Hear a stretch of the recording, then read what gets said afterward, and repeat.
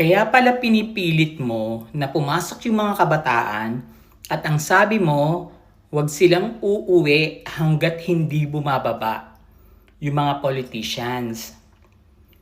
Yung sinasabi mong hanggat hindi bumababa, si BBM yon.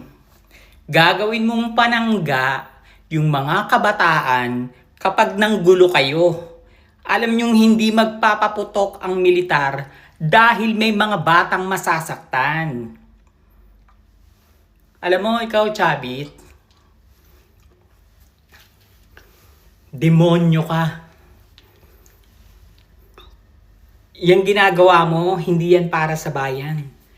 Para sa sarili mo yan, para mapagtakpan mo lahat ng kademonyohang ginawa mo sa Ilocos Sur.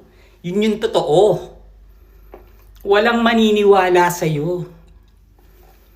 Hinahamon kita, ilabas mo yung title ng Metro Walk. Patunayan mo na totoo yan, na hindi spurious title yan. Sinungaling ka, magnanakaw. Kininam.